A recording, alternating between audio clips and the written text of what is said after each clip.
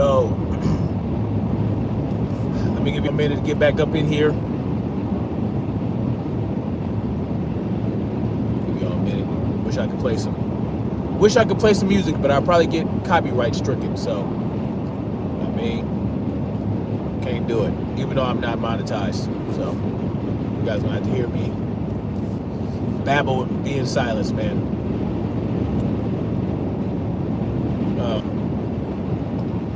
I've been thinking a lot about this for a long time, and the subject of not even really just black family, but black family in particular, because the black community is the most in peril. Like, the black community is in danger, right? It's an endangered community. So it's important that we talk about this because, I mean, who else is going to talk about it, right? Who else is going to talk about it? And it's important to specify the black community because, again, the black community is the most at danger. Please hit that like button when y'all get up in here, please, so that we can push this message. I know it's not going to go very far. Y'all know. My channel is not really blowing up. It's not the viral channel, but I still talk my shit. I still do what I do, and yeah, we're gonna keep it pushing, man. We're gonna stay marching toward freedom. I just want to talk about how we need to get back to family, right? Especially the black community, and we need to talk about why black family is in danger. We need to talk about why the black community is dying and why the black family is dying. And a lot of it has to do with propaganda. A lot of it has to do with the feminist movement, right? The feminist movement that was started by white women and dragged the black women into it. A lot of it has to do with college. Women attending college in droves, right? This whole idea that black women are more educated and this, that, and the third, but in reality, black women are the most enrolled. They're not the most educated per se. They're the most enrolled. But all of that leads us to this here today. And also, of course, it goes back to slavery and how they have. Anyway, so. Yeah, black families dying. The black community is dying. I talked earlier about our population rate, how it's 14%, 13%. And of course, those numbers could be, I don't really trust the numbers. I mean, it comes from the Census Bureau. And I know a lot of people that lie, well, in a fiction novel that I wrote. In the novel I wrote, a lot of people lied to the Census Bureau to throw them off, Anyway, and what we like and what color we are, like, and they tell you, oh, it's because we need to know what services to provide for the community, right? But what difference does it make? Provide the service for the people in the community, regardless of what color they are. That's just such a bullshit reason for the Census Bureau. All we need to know what service to... No, just provide the fucking service. You know what I'm saying? Like, oh, hey, we got 2 people in our household, and boom. That's all you need to know. You don't need to know what I look... You don't need to know none of that shit. Do me a favor, guys. It looks like... make sure you guys can hear me. Can you guys hear me okay? Does it sound muffled? Do I need to disconnect this these here headphones or what? Y'all let me know what's going on up in the church. Anyway, so listen, we need to rebuild black family, right? And I know this is probably going to sound like we're blaming black women, or it's black women's fault. It's not black women's fault per se, but it is The best way that they could find to drive a wedge and to destroy black family was through a black woman, through black women, through the feminist movement, through the white woman's feminist movement, right? And these are white women. They didn't really fucking want. They didn't separate from their husbands like that. They didn't, you know what I'm saying? A lot of them did, but not to the degree of black women, right? I mean, black women, they just took it and ran with it. And then, of course, black men have a lot to, like, we should take a lot of the blame too, because we allowed this to happen, right? We allowed this shit to get in their ear, you know what I'm saying? And black men are like the most lenient. Y'all have to understand this. Black men in America, I'll say, are some of the most lenient husbands in the world, right? A lot of men of different cultures, they don't tolerate a lot of shit from their women. And a lot of it goes to the degree of straight up real oppression, right? And then white men are probably the second most lenient in the white American men, right? They were not oppressed like that, right? They may have been oppressed by their government because women weren't allowed to vote for a certain period of time, right? But that wasn't their husband's fault, right? It wasn't their husband's fault.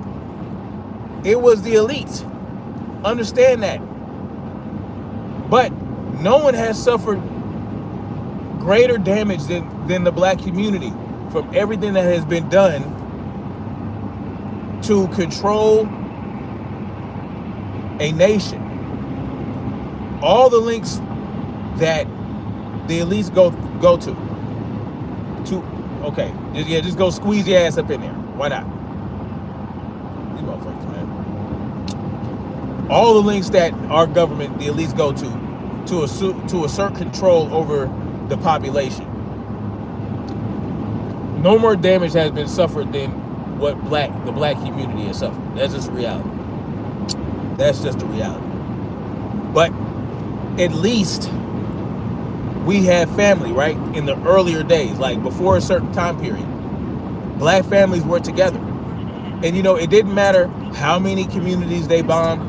It didn't matter, how many lynchings, or it didn't matter how many fire hoses or anything like that. Black women were by a black man's side, and we could get through any fucking thing. And a big catalyst of the destruction of the black community and the lack of growth and the stalling of the growth of the black community is desegregation. I am not a fan of desegregation. I'm not. And guess what? Most people don't know. Martin Luther King, he didn't necessarily want to end segregation. He wanted equal access to resources that in the schools and all that. The schools, the hospitals, the communities that were ran by these white municipalities, we were not getting the resources, right? Our children weren't getting the level of education as the white children. So he basically wanted us to have, listen, we need to have equal shit. But even with, right, the lack of books, the lack of materials, the lack of supplies that the black community was getting, and in a number of clean water, good plumbing services, all this type of shit, we still had strong community. We had a strong community that would withstand any level of oppression. We overcame a lot of shit. And we could have continued to overcome. Separate. You know, they had the Mann Act, right? The Mann Act. Where black man, a white woman couldn't be with a black man, and a white man, all that type of shit. That kept, you know what I'm saying? That helped keep the black community together. It was forced. We were forced to work together, and we were forced to be together and support each other before desegregation, before the feminist movement. And this is real shit. This is like, I mean, and then of course you had the introduction of drugs, the crack era, the removal of the black man from the home on part of the government, working with those black women back in those days. Because look, let's face it, the welfare state came along and said, look, if you ain't got no man and you got kids, you know, we'll take care of you. You ain't got to work. You know what I'm saying? There a number of things cause this, and yes, black men, we dropped the ball, right? We dropped the ball at some point when we were buck broken, when we didn't rebel fast enough, when we didn't just, you know, when they held that knife to our pregnant wives' bellies on those ships, or on our land, right?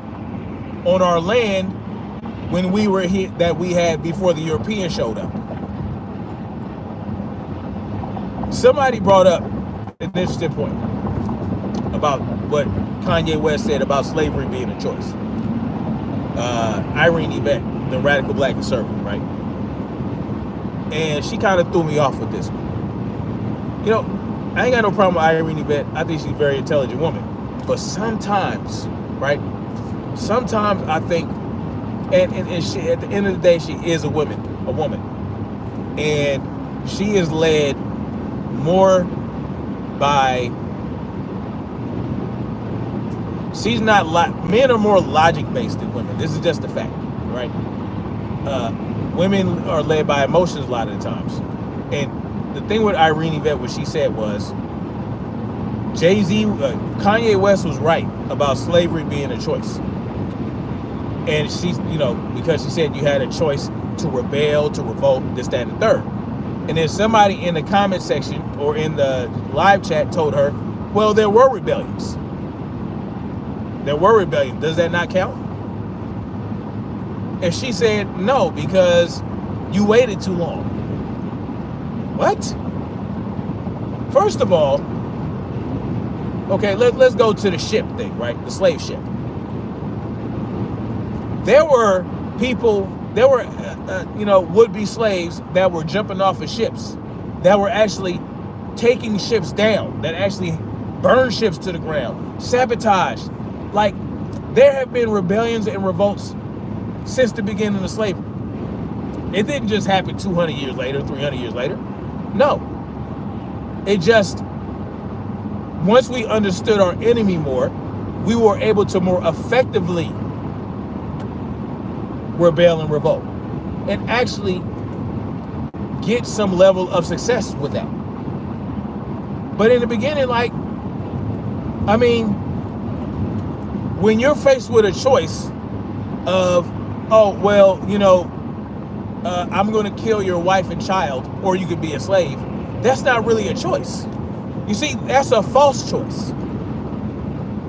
Rebel and die because you have the inferior firepower and you might have some of the greater numbers, but there's some sticks that they have that go like this, and then all of a sudden I have a hole in me.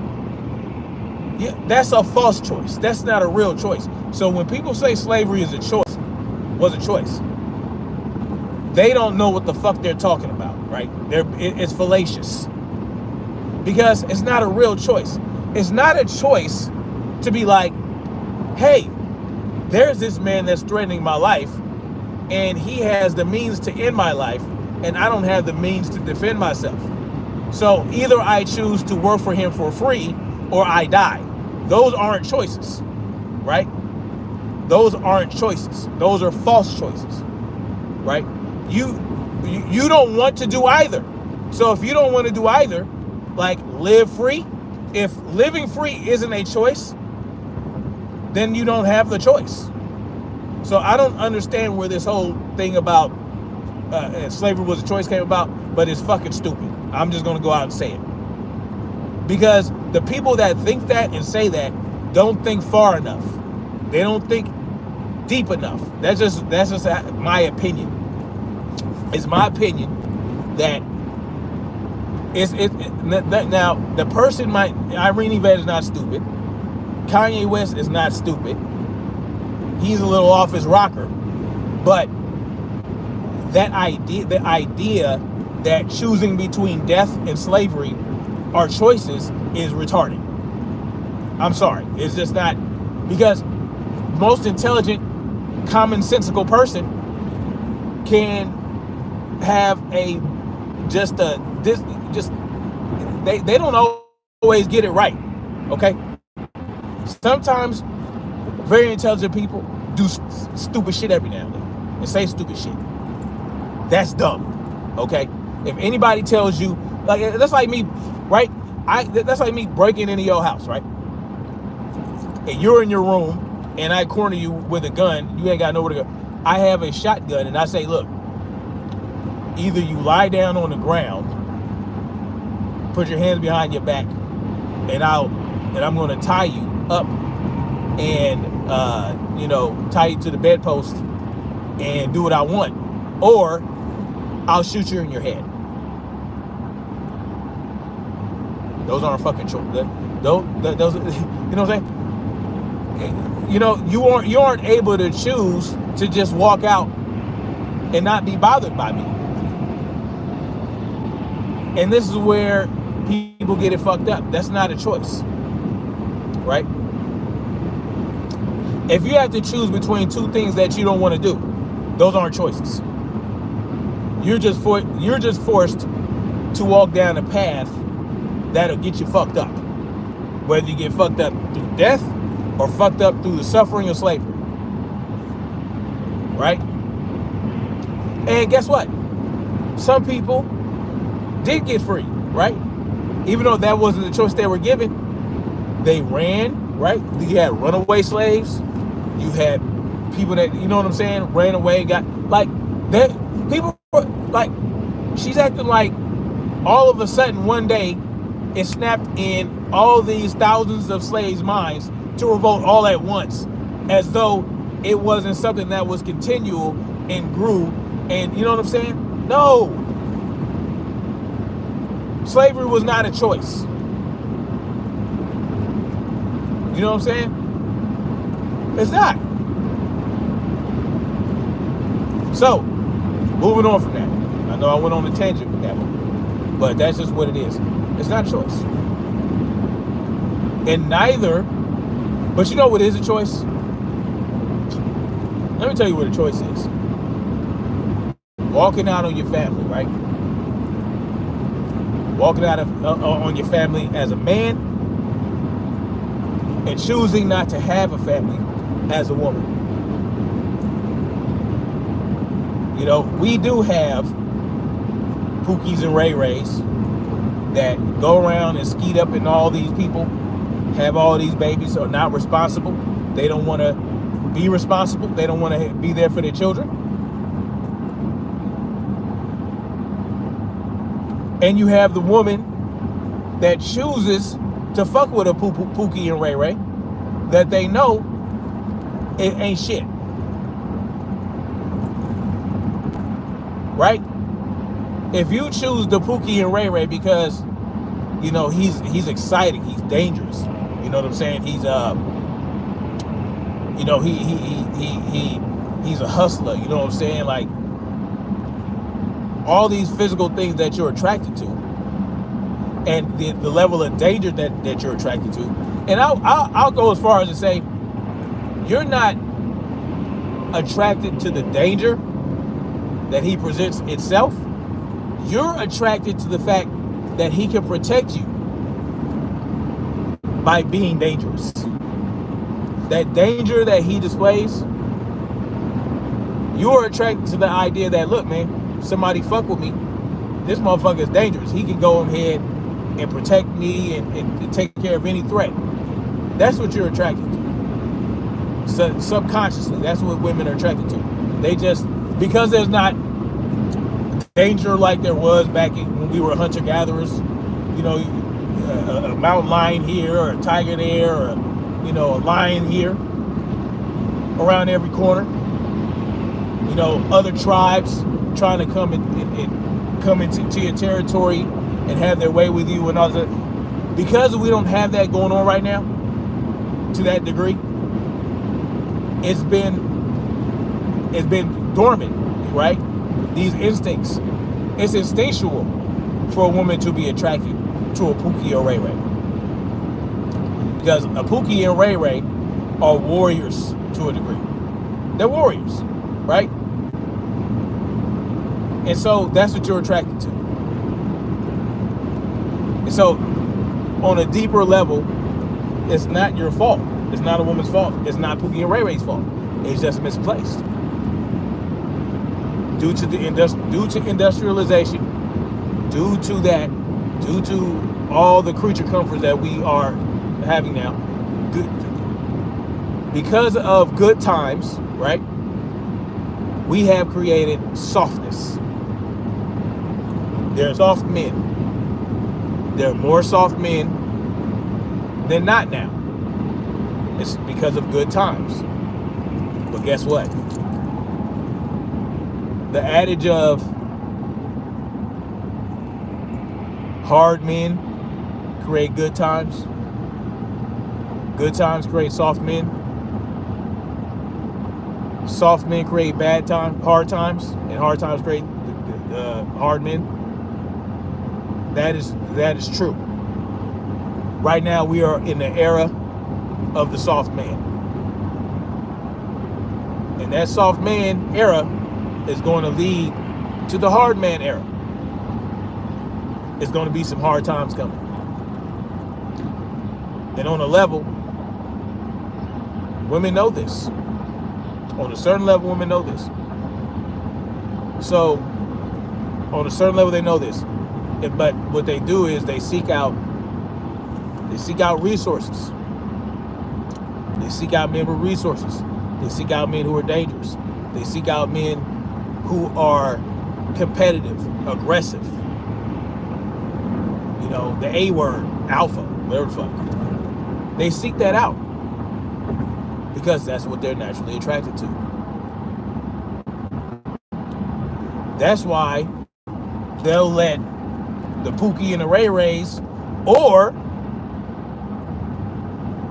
the highfalutin, high class Tyrone, getting them draws a lot faster than they'll let a plumber or electrician or somebody like that getting them draws, because of resources and danger, right? Resources that a man already has, and the danger that a man already displayed. But here's their mistake. Right? Here's their mistake. When those hard times come, those high class men, those highfalutin men, those high earning men in the business suits in the offices up there on the 13th floor and above, when hard times come, they're gonna be soft. Their resources ain't gonna mean shit, because they're not gonna be able to defend their resources. They're not gonna be able to access their resources, because their resources are in the ethers. Their resources are in Bitcoin. Their resources are in the fucking stocks and bonds and all this bullshit. Their resources are all over the place.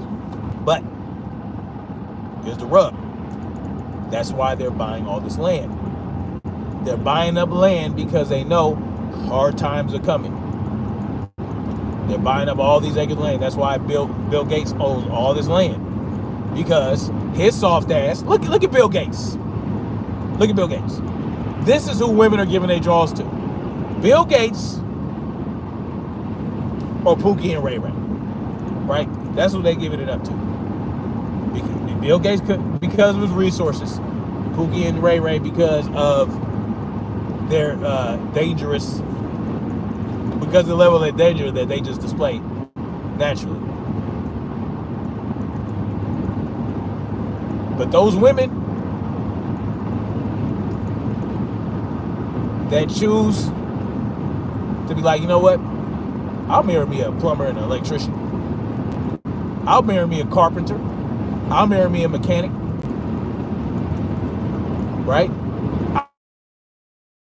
Builder who the Bill Gates of the world pay to build shit for them. Because, God damn it, when those hard times come, right? Bill Gates is not going to be able to go to his land and make sure that it stays his land if those people working on his land, making his land work and making his land and is protecting his land, right? Like the armed security guards, the field hands, the builders. If they wanted to, Bill Gates could show up in his private jet or his private helicopter with his 2 little guards that he has flying with him. And when he lands, like, okay, all y'all get off my land, or whatever he tries to run that shit, then they will get rid of his ass hot quick. He won't last. Pookie and Ray Ray, well, they don't know how to build, but they'll be useful, right? They'll be useful because they're warriors, but they won't be leaders, right? They won't be leaders. Not like that. Some of them will be leaders, but most of them won't. You know who's going to be the leaders? The builders, the veterans, the soldiers. You know what I'm saying? The warriors that saw that they had this energy about them, this dangerous energy, and they decided to guide it, right, through the military. Because in the military, you had to be coordinated, you had to be tactical, right? All that type of shit. They're going to work well with the builders. It's going to be a beautiful relationship. And then if you're a veteran who is also a builder, oh my God, that's high value. At the end of the day, bare bones, when you strip it all down, that is high value.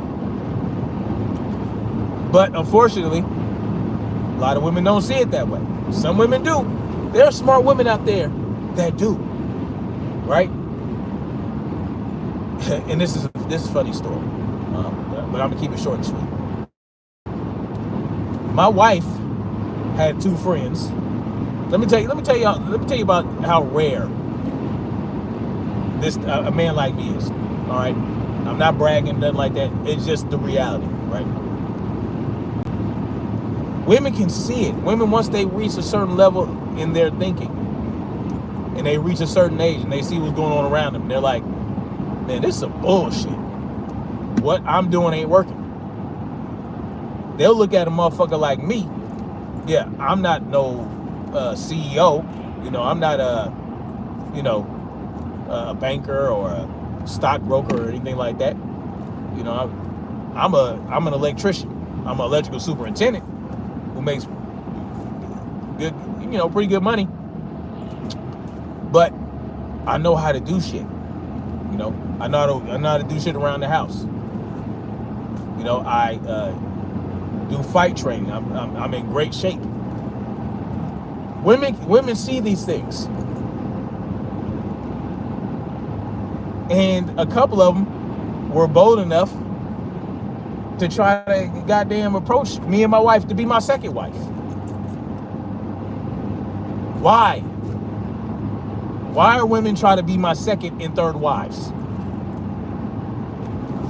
You know, and honestly, my wife kind of considered it, but then at the end of the day, she's like, no, I'm not sharing. Yeah, absolutely. I see the what WTH. Yeah. Yep. Well, let me clarify. One of them wanted to have sex with me, for sure. Right? She just, that's a whole different story. She wanted to basically have a threesome with me. But we're talking about my wife's friend. But she also wanted a relationship. Anyway, but that's one friend. Another one asked both of us at a party. My homegirl was having my one of my homeboys' wives was having a birthday party, and we were there, and she came up to both of us like, "Can I be your second wife?" Like, for real. Like, she said, "Can I be your second wife?" Asked my wife, and we thought she was fucking around and joking. She wasn't. But anyway, yeah, that happened. We were approached multiple times. Because they're in their 30s. That's that magical age, right? That magical decade in a woman's life where they have that epiphany. Because they are out here single and they know what's out there, what they have access to. What do they have access to? Even somebody like me, right? I don't make $500,000-$600,000 a year, right? But I make over 100. I make over $100,000 a year, close to 200. That's fucking rare. That's like in the top 6% of earners. I wouldn't call myself a high value man though. That's not. I'm not gonna do that. I don't think that. But they see it. Right? But not necessarily because I earn that much money, right? Not because I earn over $100,000. They don't know how much the fuck I make. I don't go around telling my wife's homegirls how much they make, how much money I make. They don't know how much money I make, but they do know they do know what my job is, and they know me. And they know how I carry myself. They know how I carry myself versus how men they dealt with carry themselves. They know how I treat my wife. They know that my wife has not had to work for 13 years. And I'm talking about from the time I was making $30,000 a year. 13 years ago. And my wife chose me. Right? Well, she got at me. At the age of 21, she was hollering at me. 21 years old. She was like, "You know what? Fuck this. I want to be a wife. I want to, you know what I'm saying? I want to raise children, this, that." And that's what she wanted. Anyway, and you're talking about a unicorn of a woman. Because even 13 years ago, 21-year-old women weren't trying to get married. Was they? Y'all tell me. You know, we didn't have social media like that back then. I mean, Facebook was there, but you know, shit, Facebook was, hell, I didn't get on Facebook until after my first child was born. But women, 21-year-old, like, did the majority of 20-year-old women want to get married? I don't think so. But my wife was like, fuck this. She knew what I did for a living, and she saw the trajectory. She knew that, hey, this career has great earning potential. He can, I mean, I don't think she looked at it that deeply. But she knew how I carried myself. She knew I had a job as a builder, essentially, a skilled tradesman. And yeah, she knew I wasn't gonna be no $500,000, $600,000, $300,000 earner. But hey, and I damn sure wasn't making a lot of money back then. But 21 years old. Back in the day, that's what 21-year-old women wanted, was to get married. Right? They were getting married 16, 17, 18 years old to boys 16, 17, 18 years old. And they didn't give a shit how much he made. They really didn't. You know what I'm saying? And back then, you didn't have to make a shitload of money to be a one income household, right? A freaking a car mechanic could support a whole family by himself back then. The reason there's a lot of reasons we're in this position. Consumerism, right? College, this whole thing about college, oh, go get your degree, girl. You know, become an independent woman. Don't worry about no man. You don't need no man. Don't get married till you're 30. All this, that, and the third.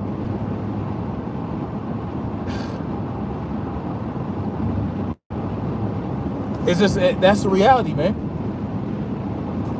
That's the reality.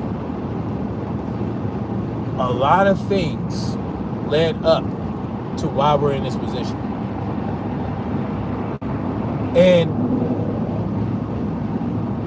the reason it might seem like people are blaming women, because let me tell y'all, man, I have been staying out of this shit, and I haven't really been paying attention to these red pill dudes and these the manosphere, because I would listen to somebody like okay, so like I was saying, I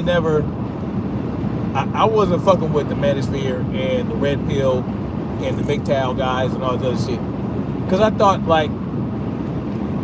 it was women hate, right? I thought, okay, these dudes, they really hate women. You know what I'm saying? But like, I would listen to this dude, and he's still kind of retarded. But I forgot his name. He has a light-skinned dude with the bald head. I think he's bald, and he has a little beard. Forgot his name. Shit, I forgot. Whatever his name is. I would come across a video like his, listen for a couple minutes, like, this dude is, what the fuck are you talking about, bro? And then, like, even Kevin Samuels, I would see little clips of Kevin Samuels talking to women. I'm like, this is not how it's done, man. You know what I'm saying? This is the wrong approach. But I had to go through it, because I had to go into it and look deeper. And I was like, man, I started watching videos, and what really attracted my attention to this space, and I'm not a manosphere dude, I'm not a red pillar, that's not me. You know, I've been with my wife way too long to be red pill. Like, we have an established marriage, you know what I'm saying? So, like, but here's the thing. What really brought my attention to this community is the man on the street interviews. You could say that these guys are full of shit. They don't know what they're talking about. They're just misogynists. They hate women. And especially like Andrew Tate and all that shit. I was like, man, let's do this. But Andrew Tate was a caricature. He put on an act, right? He was way out of, you know, he blew shit way out of proportion. But here's the thing.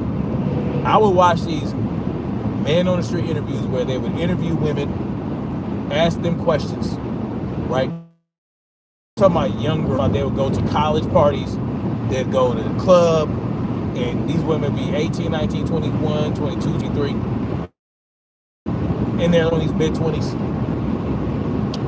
And these women are like talking about how, oh yeah, I just had sex with my boyfriend's best friend last week.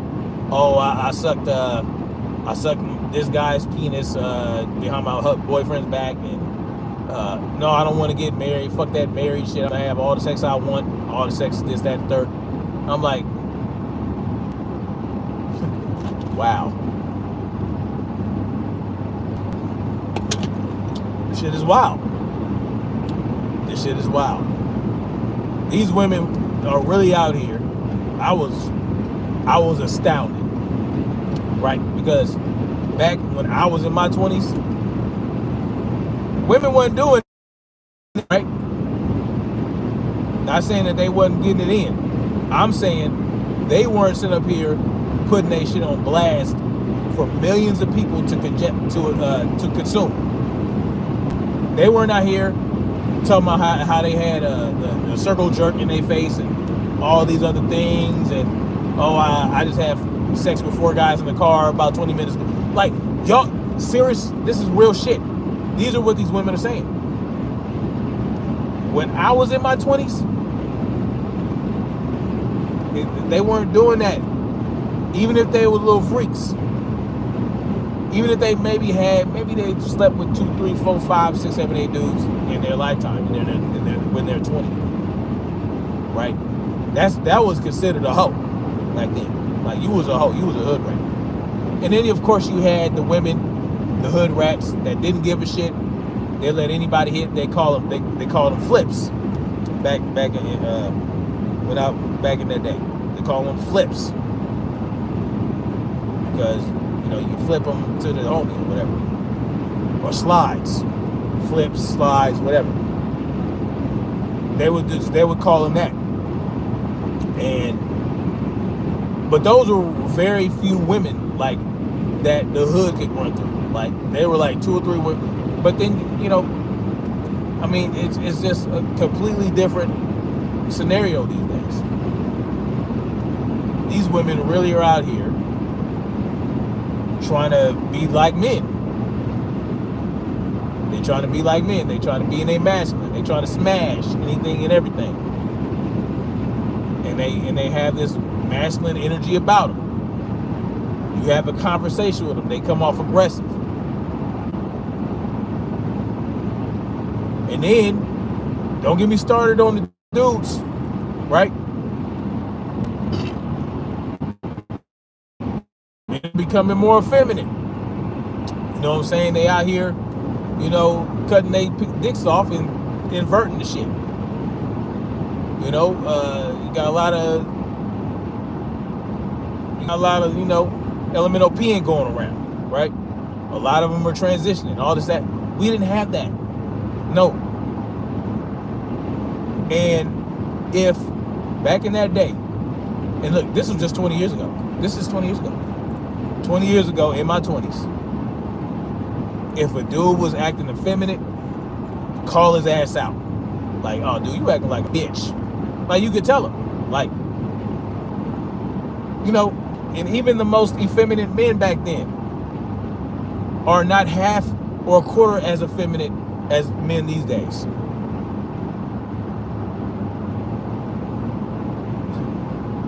You did not get far if you were not masculine as a man. You did not get far. You did not get far with girls. You did not get far in society if you weren't on your man shit. If you weren't standing on your nuts. If you weren't standing on your nuts and manning up, you can't compete. You're not competitive.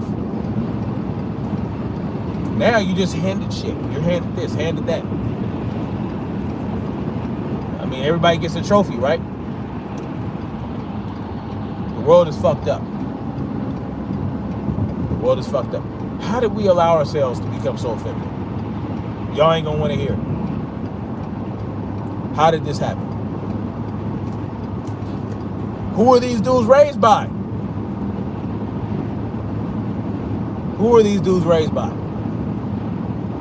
I mean, the statistics and the data is there. Who are these people raised by? They were raised by their single mothers. That's just, I'm sorry to say it. No, I'm not. That's reality. These effeminate men, 9 times out of 10, were raised by their mothers.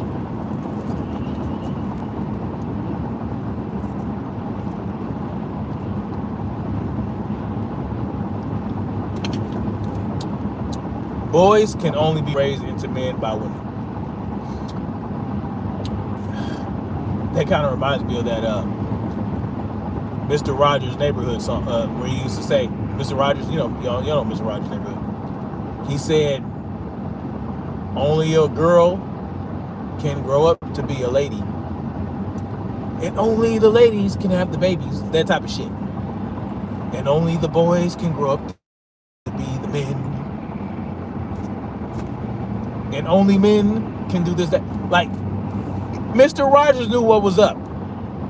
And he was questionably effeminate. You know, he was not no aggressive. You know, he wasn't a big, larger than life. You know, he wasn't like, you know what I'm saying, yeah, what? Nah, he was, but he knew what was up. That's why I said, the most effeminate men back in those days, well, that wasn't in the 2000s, in the 80s, 90s, back in those days when I was growing up, the most effeminate men weren't a third or a quarter as effeminate as a lot of the men we got today.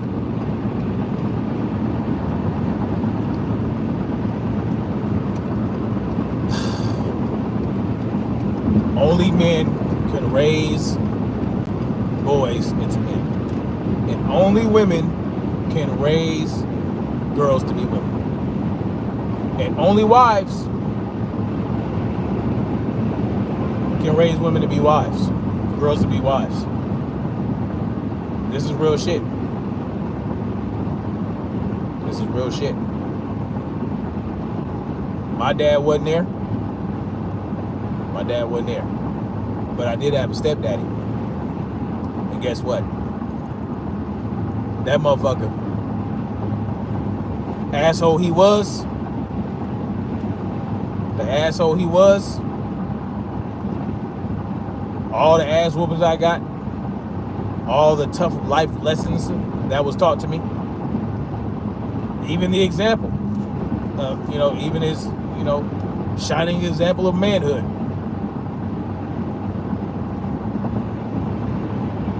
Brought me to where I am today as a man. So, to a degree. There were, my mother had 3 baby daddies. 2 of the baby daddies were my father figures, and my own daddy wasn't around. So, but I was raised by men. I was raised by men in the household. He wasn't an affectionate man. Right? My stepdad, he wasn't like lovey-dovey, let me give you a hug, none of that shit. But I'm thankful I had him. Especially looking back at it, whew, God knows how it would have turned out if I didn't have no goddamn father figure. If there was not a man in the home. But now, Look at all these men that didn't have men raising them.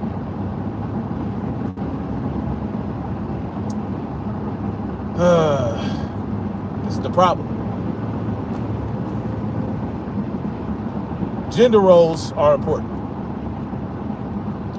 You know, that's like a bad word, right? Oh, you can't say gender roles. Oh, there's no gender roles.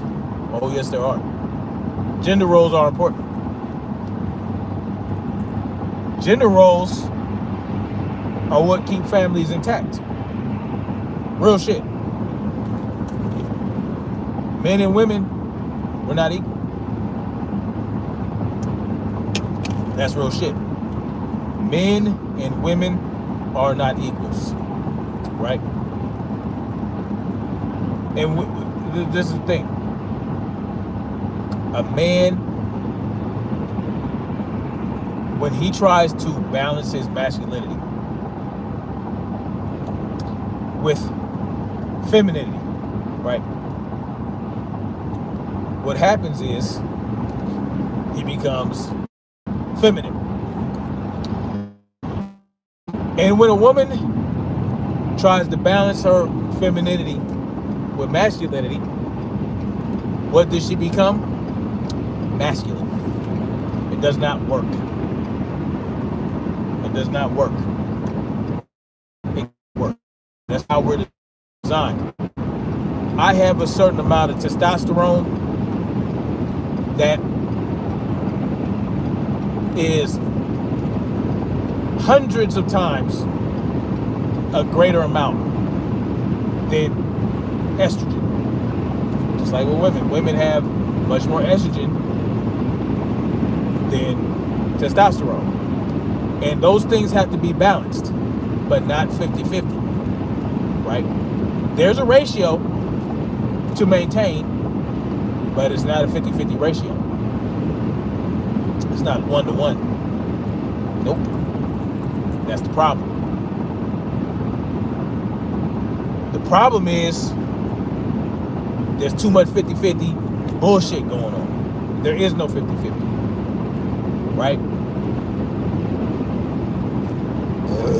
You know what works better than 50-50 in a relationship between a man and a woman? If a woman is 100% feminine and a man is 100% masculine in a relationship 90% of the time, then you'll have the 10% when a man can feel comfortable enough to be a little softer to his woman, right? You know, they want to cuddle, but it has to feel safe, right? A man has to feel at peace. I'll say, not safe. A man has to feel at peace in order to let his guard down enough to soften up for his woman, and that's something that him and his woman share alone. But out there in the world where we have to deal with society, where we have to deal with so many outside forces, and even in front of our children, right? Well, not so much our children. I have to be 100% in my masculine, and she had to be 100% in her feminine. It doesn't work any other way. It don't work. And God bless my wife, man, because she understands that. She understands it. You know, and sometimes, like, if she's close enough, like with my sister, you know, she's close enough to my sister, sometimes she'll, you know, be a little aggressive, you know. And it's funny because the way we are toward each other around other people, so many other people, including large parts of our family, they think that I control her. They think I'm controlling. Why? Oh, you're controlling. You're controlling, right? That's what they think. That's what people outside of our relationship. That's what they think. Oh, you controlling, man. You controlling. And it's because of our dynamic. They think I'm controlling because they don't understand that I'm just being 100% my masculine, and she's 100% in her feminine, and she is submissive to me. That's all it is. I'm not controlling her. She's just submissive. Why? Because she trusts me, right? She knows. She feels safe with me. You know what I'm saying? She feels safe enough to submit. She knows I got her. She knows I'll protect her. She knows I'll provide all these other things. But the thing about my wife that made her the one that I chose to live my life with is the fact that she was feminine from the beginning. You understand what I'm saying? I didn't have to earn her femininity.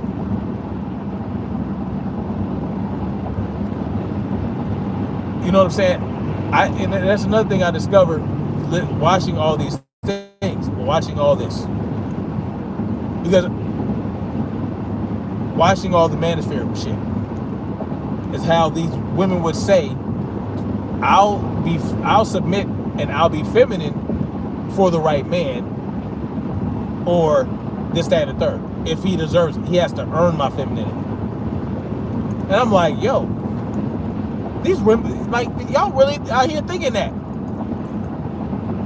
But you in your 30s and you ain't got no man. You ain't been chosen. You got children and you ain't with your husband. You ain't with the baby daddy. Now you want to be out here. Now you want to settle down. But you saving your femininity for the right man? That's fucking wild to me.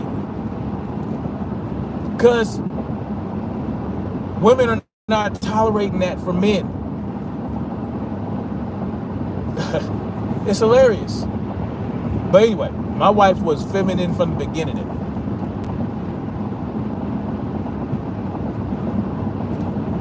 And that's just, she was very soft-spoken, you know, kind of shy, sweet, nice, you know what I'm saying? All that. And yeah, she was submissive. And that's just the type of woman she was. She was naturally a feminine woman. And I think being naturally, because she had a friend named Erica, right? It was her and Erica, right? Erica was a little more masculine. Let me tell you why. She was a little more inner masculine. She was a little more assertive, a little more boisterous, a little more like, you know what I'm saying? Not as soft-spoken. Now, she was 100% a woman. And when I say she was more masculine, I'm not talking about she was like, yeah, dude, yo, what's up? No, I'm talking about like just the way she carried herself. She wasn't soft-spoken. And I'll give you an example of what the difference between my wife, who was effeminate, very feminine, and a woman who's not so feminine, like Erica. The first time my wife had interest in me, and I had no idea, and I wasn't even looking at her like that, was when we were at this barbecue where I had grilled I don't know how many pounds of meat for how many motherfuckers. It was a big ass barbecue where a lot of people came over, and I grilled a lot of fucking food. And yeah, we were hanging out. We were all hanging out. Everybody was hanging out. And it was her, Erica, and her friend Mia. Mia's also another more masculine woman, and more, you know what I'm saying? One of those more aggressive, and she's important to the story too. But I was grilling all day, so I was smelling like barbecue. I had barbecue sauce all over, not barbecue sauce, but barbecue char. You know, when you out there grilling, you gonna get dirty. You gonna get smoky. You gonna get grilly. You gonna get, you know, ashy. So now I'm done. I'm hanging out. I'm drinking a little bit. You know what I'm saying? We all drinking. Everybody drinking. I done had. My brother made some alcoholic cocktail that was fucking delicious, and it was good. It was good drink. I had like these tall cups, the tall little plastic cups. I had like 4 or 5 of those, and I'm inebriated. I'm a little tipsy, but I ain't drunk yet. But, you know, somehow me, my wife, way before I even knew she was interested in me, and her 2 friends, Erica and Mia, we're all just shooting the shit, chopping it up and all that other shit, just just talking. And at that point, I guess my wife, she was like, oh yeah, I like him. Anyway, so at some point, I'm drinking. At some point, I end up in the homie's bedroom with my wife. Somehow she made her way into the bedroom with me, and the door's open. Of course, like she's not trying to take your boy down. You know, she just somehow she ended up in the same room with me, and we're just talking, right? We just talking. I'm drunk. She's a little tipsy. And here's the funny part of the story. Her homegirl, Mia, and Erica disappeared. But anyway, at some point, my wife's mother comes into the room, and according to my wife, she was trying to holler at me. So my wife's mother was basically trying to push up on me a little bit. And she was saying, I don't know what she was saying, but my wife was embarrassed. She's like, oh my God, like that. Because she's saying little shit. And her mother picked up, her mother's drunk at this point, drunk and high. But her mother picks up a can of Axe spray that my homie had, and sprays me with it, and it smells me. But anyway, that shit was hilarious.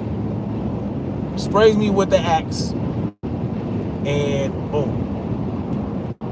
I don't know how she left the room, but now I'm continuing to talk with my wife, blah, blah, blah. I don't even know what I'm talking about. Not really talking about shit. But I get so drunk, I end up passing out on the floor in the homie living room. I don't know how I got there, but that's what happened. I do remember at some point, because one of the other homies that we all grew up with, he was autistic. He was like a high-functioning autistic man, autistic dude. He was autistic, but he wasn't that high-functioning. But it wasn't... Okay, so he had autism, but he also had epilepsy. So, fortunately, like a few months before, he drowned in a pool, in a swimming pool at his mother's apartment building. Now, he was with his grandmother, who was like, she has, what's that thing when you hunchback and all that shit, multiple sclerosis or whatever, when she got that hunchback and she's like 70-something years old, and she's, you know, with a cane. I don't know why she was, to this day, I'm like, why is she in charge of watching the homie? But why is she supervising him when he's swimming? She ain't gonna be able to save him. But anyway, he drowned to death. He drowned. It took a few days, but you know, he was essentially brain dead. They got him out. They were able to bring him back to life, you know, but he had to go on the ventilator, on the machines, and that kept him alive for a few days. But eventually, his mother was like, pull the plug. But I ain't really processing for months, and I didn't cry. I didn't do none of that. No crying, nothing. I was sad about it, but something. I just was like, man, that's fucked up. But my brother, another aside, my brother was annoyed, always annoyed by him, because his name was Sean, and he would always go up to my brother and go up to everybody, all the homies, and just say little silly shit. Like, he's autistic, right? He'll say little shit. He had this silly little dance. He was doing like this. He had a silly little dance, but my brother was always annoyed at him, annoyed with him, always going off on him, always telling him leave him the fuck alone, like just on some asshole shit. And so at the hospital, now this is how I processed it, the grief a little bit. At the hospital, he's crying. I'm like, what the fuck you crying for? I said, why the fuck you crying? You didn't even like his ass. Yeah, that was an asshole thing for me to say. I was being an asshole, but that's how I was processing it. Anyway, I didn't cry for months. Went to the funeral. Barely went to the funeral because I was working. I didn't want to go to the funeral because I don't really like funerals. So, but I stopped by the funeral. I didn't go to the wake or nothing like that. But anyway, that night at the barbecue, I'm drunk. And right before I passed out, I started going off about him dying. Like, because he was autistic. He was one of the most, he was older. Well, no, he wasn't older than me. Was he older than me? No, hell no, he wasn't older than me. But he was a grown-ass man, though, like 18, 19 years old. And I was just going off about how somebody like him could die at such an early age. Like, somebody, he ain't never did shit to nobody, none of that shit. He was, you know, he did the little silly little dance, you know what I'm saying? We called it the Sean's ladder, because he was like climbing the ladder. His ladder dance, he called it. He called it the ladder dance. We called it later the Sean ladder dance. But anyway, so I started bawling about that, tripping and like talking about this shit ain't fair, all this, that, and third. And then I passed out. But anyway, that's neither here nor there, really. I mean, based on the story I was originally telling you. But anyway, but apparently Mia and Erica got a hold of some of the other homies and was getting in the car, and they took them back to the homie's house down the street and all this, that, and the third. They was getting it in with some strangers. Like they didn't know these dudes.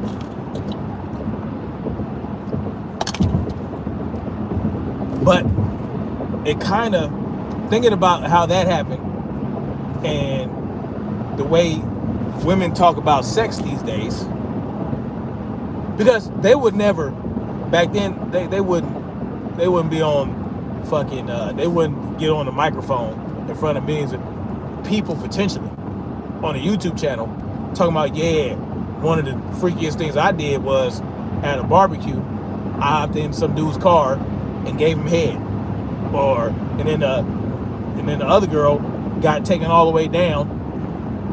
As a matter of fact, it was my homie that took her to his house, and she didn't do nothing with him. Now I remember. He wouldn't fuck her because she wouldn't give him any head. It was funny. She wanted to fuck him, but she didn't want to give him no head. And he said, I'm not fucking you unless you give me some head. And they never fucked. But that's what happened there.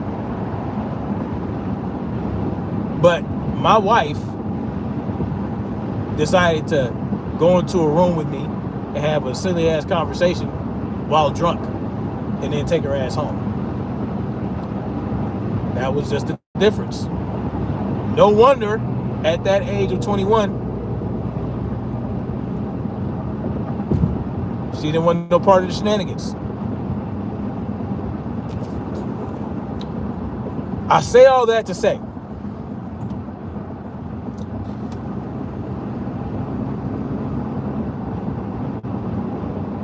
better choices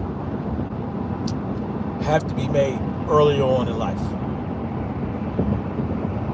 right? Better choices have to be made earlier on in life.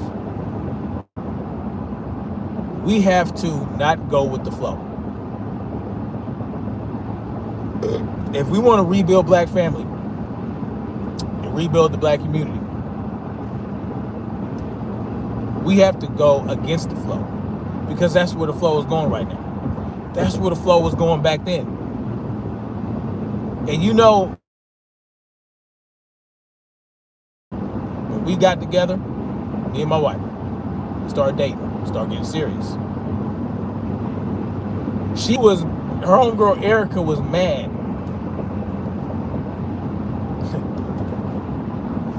Her homegirl Erica was mad because she wanted to be hoes together for a few years. She wanted to hoe with my wife. She wanted to go around and just smash any and everything with my wife for a few years. No, you can't do this right now. We have to go fuck as many niggas as possible. And when they tell you, oh no, we just want to we want to go to school first and start a career, that ain't it. No, you want to have a hoe face. It ain't don't blame it on school. Don't blame it on your career. No. You have it in your head that, oh, I need to be like these niggas out here and smash as many dudes as possible. Don't work like that. And don't blame it on schooling. You just want to smash. You want to try to smash as many types of dudes. You know what I'm saying? You want to smash the basketball players. You want to smash the football player. You want to smash Pookie and Ray Ray. You want to smash the guy that owns a yacht over there. Y'all know. Come on.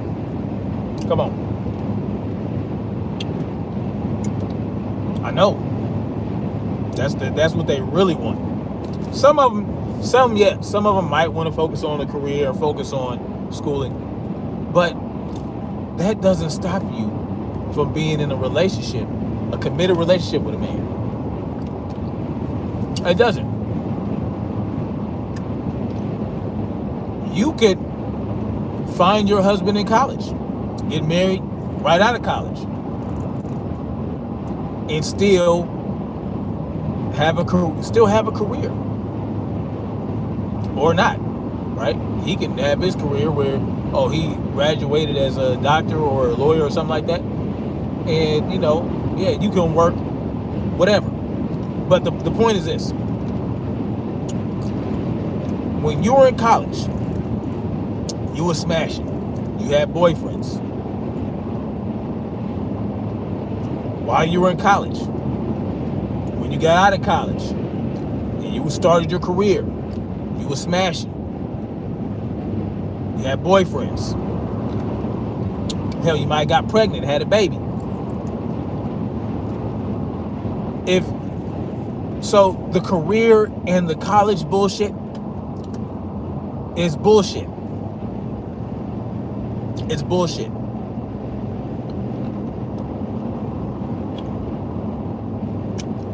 Because guess what, y'all?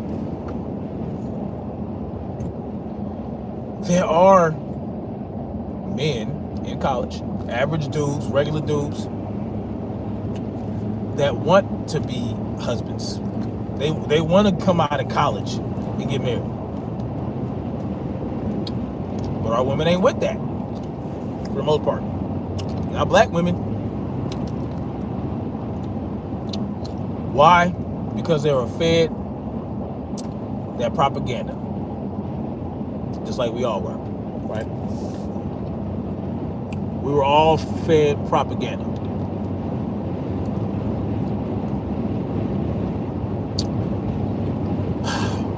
But we can turn it around, right? We can get in there early.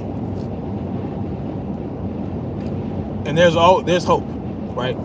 Like I told y'all, there are a lot of black families in Georgia that are creating their own communities. They're buying up land, and they're living on this land with other families to start their own communities because they're tired of the bullshit.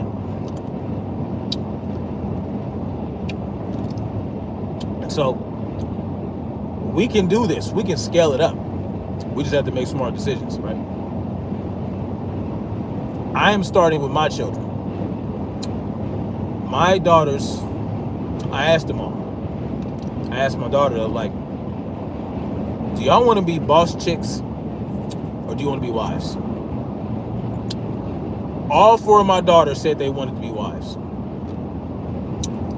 Except for one daughter, she said she wanted to be a boss chick and a wife. But she's a rebel. But at the end of the day, she wants to be a wife.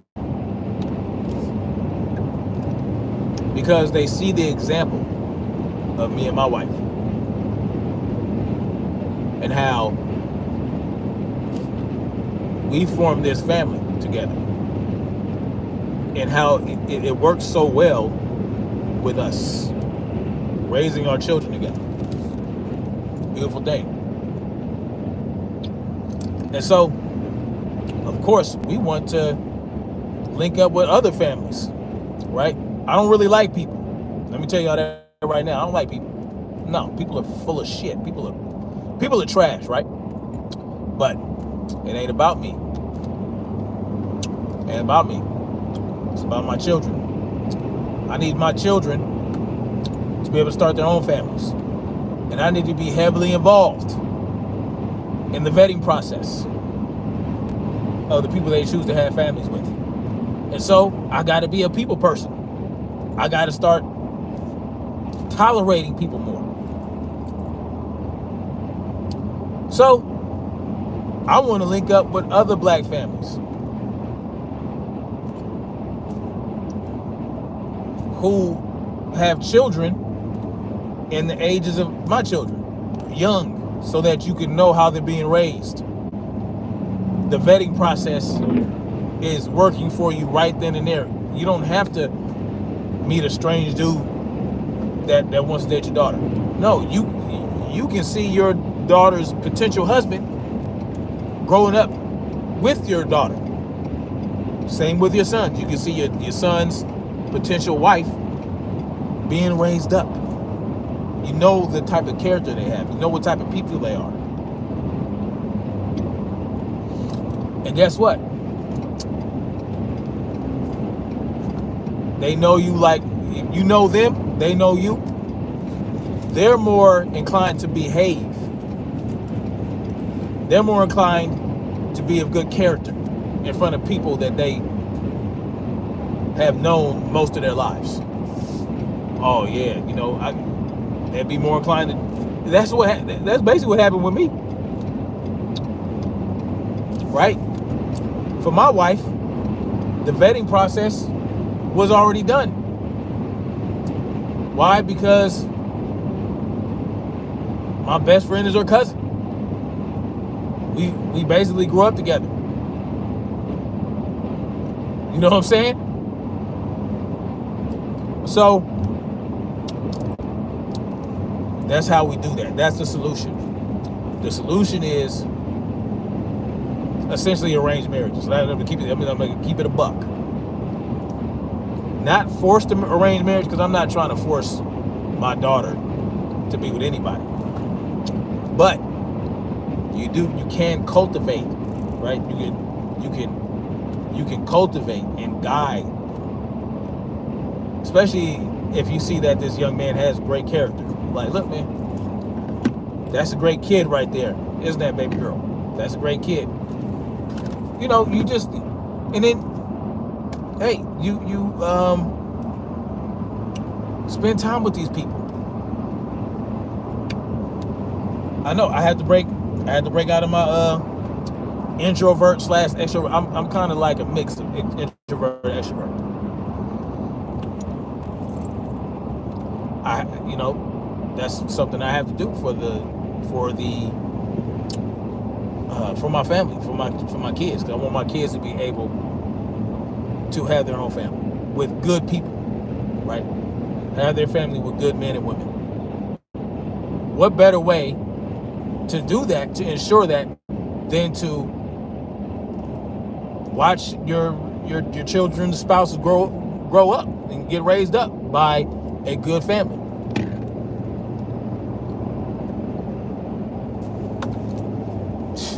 Let me tell y'all, man, it makes sense to me. Me and my wife were talking about that. She actually brought it up first. She was like, what do you think about arranged marriages? I said, hey, I think arranged marriages are good, are perfect. Of course, you got to get to know the people, the families that you're, contemplating this with.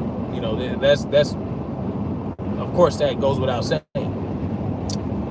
You don't just pick a family off the street like, hey, you look like a good family. Hey, come, your child needs to marry my child. No, you have to build relationships and build friendships and all this friendship shit. You know what I mean? And I'm not one for having a lot of friends, so this is going to be something that's going to be a challenge for me. I have like 3 or 4 friends, real friends that I can call friends. And if you ain't my friend like that,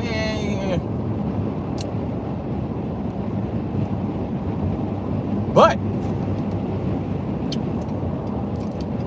I got to do it. I got to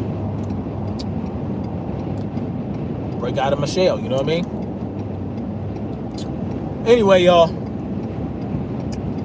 black family and black community is dying. And this is one way we can bring it back to life. Kill all the noise. Don't worry about those outside influences. Look at the Amish as an example. The Amish don't let shit interfere with their communities, man. They just do what they do. Matter of fact, what's funny is my brother My brother married an Amish chick. You know what I'm saying? She's not strictly Amish. She's, you know, the Amish, they give you a choice whether or not you stay within the Amish community or you exit out. And my brother's wife, I think her parents, or one of her parents, decided to, you know, stay out in the world. But anyway, look at the Amish, man. When they keep shit, look, they got their community. They build houses by hand. They don't use no motherfucking cranes. Like they handling business, man. They still got the horse and buggy. And we used to look at them and laugh like, oh, look at these motherfuckers, man. They got the ticket. They got the formula. Cause who fucks with Amish? Who fucks with the Amish? Nobody. Right? The Amish mind their business for the most part. The government don't fuck with the Amish for the most part. They make great furniture. They have great food. Are you fucking kidding me? We need to be following the example of the fucking Amish to a degree. Now, granted, we're too far gone for that, right? We wouldn't be able to do it 100% like that. But we can get as close to it as possible. And of course, you know, the government is never going to stay out of black folks' business. Never. So that right there, that ain't gonna happen. But community. Can't start community without family. You can have a city without family. Yeah, cities are all over the place without families, without the cohesion. But for community, you need cohesion. Anyway, that's all I got. Much love, like, share, subscribe. Thank you for stopping by. I know this was a long-winded live. Hit the like button, share, all that good shit. And we're going to keep marching forward to our family. Yeah, we're going to keep marching forward to our family, freedom, and community. Peace.